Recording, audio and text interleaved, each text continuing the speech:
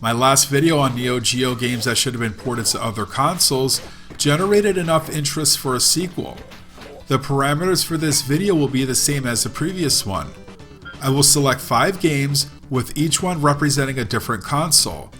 I will use the same consoles as last time, which were the Super NES, Sega Genesis, PC Engine, Sega Saturn, and Sega Dreamcast.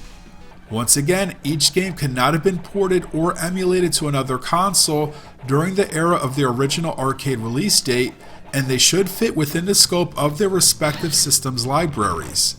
Let's get started. Once again, we will begin with the Super NES, and my selection for this console will be NAM 1975. This title was the first for the Neo Geo based on the NGH number and is set in the summer of 1975.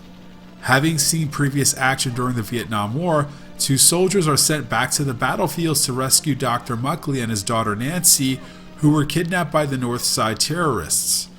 NAM 1975 is a gallery shooter in the vein of Cabal, but with scrolling stages. You take on the North Side alone or with a friend. Your main weapon is an automatic rifle, along with grenades as your secondary weapon. Enemies run in on foot or in vehicles like choppers, boats, and tanks. They will jump out of the water and from parachutes. They fire bullets, flamethrowers, and other projectiles and toss grenades. You can maneuver across the screen and roll to avoid being hit. Shooting at enemies and structures produce icons such as point bars, along with primary and secondary weapon upgrades. You can rescue an informant that will fight alongside you. The stages are set in typical wartime environments like rivers, bombed out cities, airfields, and jungles. In between stages, you might encounter a surprise boss fight. NAM 1975 was best known for its difficulty in dealing with the immense amount of enemy fire, its references to Full Metal Jacket, and continues being disabled for the final boss fight, resulting in a bad ending if you die. NAM 1975 is a great fit for the Super NES, alongside titles like Contra 3 and Wild Guns, as they are both action-packed shooters featuring co-op play, with Wild Guns gameplay similar to NAM 1975. Visually, the Super NES could handle the color display, environmental details and textures, and multiple layers of parallax scrolling, as it wasn't complex given that this was the Neo Geo's earliest title, and military-themed games usually aren't rich in color. To minimize on the amount of slowdown, which is unavoidable, there would be a reduction in the number of on-screen enemies, but co-op play must be retained. The soundtrack would translate well, as it didn't make use of synthesized instruments. NAM 1975 featured plenty of spoken dialogue in the intro and in between levels. This would be a challenge, as the Super NES could handle the quality of the voice samples with a drop-off in sample rate, but the quantity could push the meg count of the game. The Super NES controller works well for the controls, as the shoulder buttons are perfect for evasions, while leaving the 2 face buttons for your primary and secondary weapons. Next on the menu is the Sega Genesis, and my choice for this system is Windjammers. This is a fantasy sports title which combines elements of air hockey and Pong. The objective is to throw a disc into your opponent's net. Sounds simple, but there are several ways the disc can be thrown. It can be thrown straight, diagonally, which bounces off the wall, or in a curve. You choose from 6 characters, each differing in areas like movement and throwing speed and throwing curve. Each character has a charged shot which unleashes the disc in a high-speed, highly erratic motion unique to each player, making it tough for your opponent to react and return the throw. There are 6 venues to play in, each differing in court size, with some courts having barriers placed midfield, causing the disc to bounce unpredictably if hit. The goal nets have 3 and 5 point zones, which awards these values depending on which zone the disc ends up in. A drop disc is worth 2 points. Matches are a best 2 out of 3 sets. To win a set, you must score a certain number of points as noted on screen within the allotted time, or have a higher score than your opponent when time expires. These values differ depending on which region you play. Ties count as a win for both players. If a match is tied at 2 sets apiece, then a sudden death round is played where the first person to score wins. Windjammers in the Sega Genesis are a winning combination, as we have an extreme sports title with a console that marketed itself as cool and edgy, with an abundance of quality sports games. The 320 pixel width of the Genesis display would allow the arena to maintain their proper sizes, giving you ample room to move around. Of course, the Genesis is better suited to handle the fast movement of the toss discs over the Super NES. The details and textures of each arena and their playing surfaces should carry over well, with a loss in color and some small details, as the visuals weren't anything groundbreaking for the Neo Geo, but it didn't need to be. The Genesis is known for producing impactful sounds in their effects for strikes, flames, and blasts, thus they would translate to Windjammer sounds of the charge and release of the disc, combined with the disc bouncing off the wall and crashing into the net. Expect the voices to have the trademark Genesis scratchiness.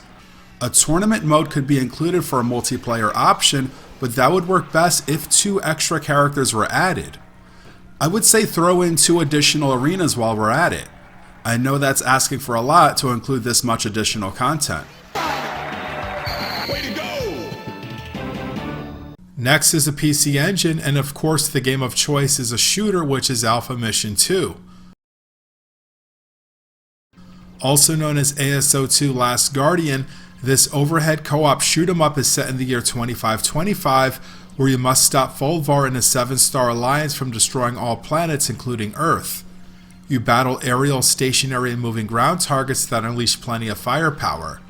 Taking a page from Xevious, your ship fires lasers to destroy air targets and missiles for blasting ground targets. Shooting specific targets produce letter icons, which can increase your ship's movement speed, boost the strength of your lasers and missiles, provide currency to purchase weapons in between levels, warp you ahead or behind in a stage, and retain your ship's strength if you lose a life. Some ground targets also produce pieces of armor, which grants you additional weapons that are stocked in your inventory for later use by toggling a button. To gain these weapons, you must collect 3 armor pieces of the same type in succession, which are numbered. Special weapons have limited use via an energy meter, which can be replenished, plus they provide protection for your ship from enemy hits.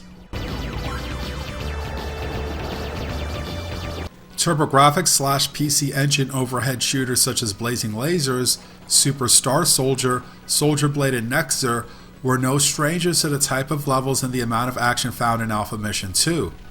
The stages in these shooters feature detailed and colorful structures and terrain, with lots of moving and flashing lights, waving motion of water and lava, with some stages having multi-layered scrolling. A PC Engine port of Alpha Mission 2 in an arcade CD-ROM format would mostly look the part. I would expect the PC Engine to use a 256 pixel width display, which was the same width used for the shooters I just mentioned, versus the 304 pixel width display of Alpha Mission 2, resulting in a loss of graphical fidelity. In some stages, you had to stare horizontally to see the whole playing area. They could have you stare more in those areas, or allow staring in the areas not affected by this in a home port to reduce the loss in detail. Some layered scrolling effects could be removed. The PC Engine can handle the number of on-screen enemies and firepower Alpha Mission 2 provided with little to no slowdown. I suspect that co-op play would get the axe to avoid sprite flickering. Finally, animated cutscenes and arranged music would be included in this port. We move on to the Sega Saturn, and as with my Genesis pick, we will go with a sports title, and that is Neo Turf Masters, also known as Big Tournament Golf. Developed by NASCA in 1996, this is a spiritual successor to the Irem-developed Major Title series. More on that in a future video. Neo Turf Masters offers a selection of 4 18-hole courses, each with varying course lengths. To conquer those courses, there's a choice amongst 6 golfers, each with differing abilities in driving distance, stroke and putt accuracy, and recovery from hazards. What makes Neo Turf Masters appealing to casual fans of golf games is the simplicity of striking the ball. Golf games often use a single meter 2-click system to determine strength and hook of your shots. In this game, you can adjust the hook and slice of your shots before you shoot. The strength and height of your shots is determined by 2 separate meters. While the method of hitting the ball is simple, the course layouts are challenging as you deal with plenty of sand traps, water hazards, high hilltops, and even having to drive the ball over canyons. Neo Turf Masters had an upbeat and energetic soundtrack, a stark contrast from the silence or mellow tunes of other golf games. After each hole, you were treated to full-screen scenes of the golfer reacting to the results of the hole, whether it be excitement, indifference, or frustration. I did it! The Sega Saturn had a solid lineup of arcade sports titles such as NBA Jam Tournament Edition, Decathlete, and Hat Trick Hero S, which is why I chose Neo Turf Masters for this system. Neo Turf Masters on a home console back then would have been a treat for sports game fanatics that wanted to get into golf but did not want to deal with the slow pace of play and not having a precise method of hooking and strength accuracy of your shots. A Saturn port would have used a 1MB RAM cartridge and been based on the Neo Geo CD version, which has an arranged soundtrack and included extra game options such as a Grand Slam mode, which unlocks a 5th course upon successful completion. Being on the Saturn, the load times would be reduced and there may have been a drop-off in sample rate of the announcers' voices. Otherwise, everything else would hold up as is. I did it! Last on the list is a Sega Dreamcast, and my selection is Strikers 1945 Plus. This Psycho-developed shooter is a remake of Strikers 1945-2. Set in 1945, a terrorist group has obtained classified information on Department of Defense weapons data and plans to unleash its power against the world. It's up to the Strikers team to put a stop to this. You select from 6 planes plus 1 hidden fighter, each offering different movement speed, main weapon, missiles, bombs, and super shots. Your main weapon and missiles, which are fired together, are upgraded by picking up power icons. Bombs and super shots have limited use but are replenishable. You will need to use your full arsenal as you will maneuver through large swarms of bullets in this bullet hell shooter. Your plane is destroyed when hit by enemy fire, but if your plane collides with an enemy plane, then your firepower is downgraded 1 level. There are 8 stages taking place over oceans, rail yards, villages, high clouds, and more. You must play through these rounds twice to complete the game. Rounds 1 through 4 are arranged randomly, with the difficulty in each stage differing based on when you play it. Boss fights consist of large fighter planes, trains, and carriers, which have multiple sections to destroy, with a robotic component that detaches from the main unit for the final segment of these battles. While Strikers 1945 Plus made its way to the PSP a decade after its original arcade release, I think it would have found a home on the Dreamcast alongside other top-down shooters like Gigawing, Mars Matrix, and Gunbird 2, the last of which is a fellow Psycho shooter with similar gameplay.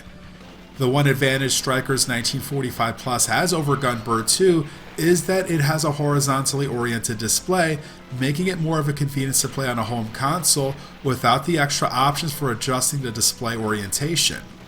The graphics and audio of Strikers 1945 Plus should carry over perfectly to the Dreamcast because the stage layouts were simple as they did not have multi-layered scrolling, though rendered details were used in some sections late in the game. A home port would have an option to use the original or an arranged soundtrack and a gallery mode where you unlock artwork after completing the game with each plane. The intro could have an updated CG look and include new CG endings. That wraps up part 2 of Neo Geo games that should have been ported to other home consoles. I have found these videos fun and challenging to produce as it made me think about some of the what-ifs of unreleased games for the consoles I covered, and the reception these potential ports would receive had they come out. I hope that you enjoyed these selections, and I'll catch you next time.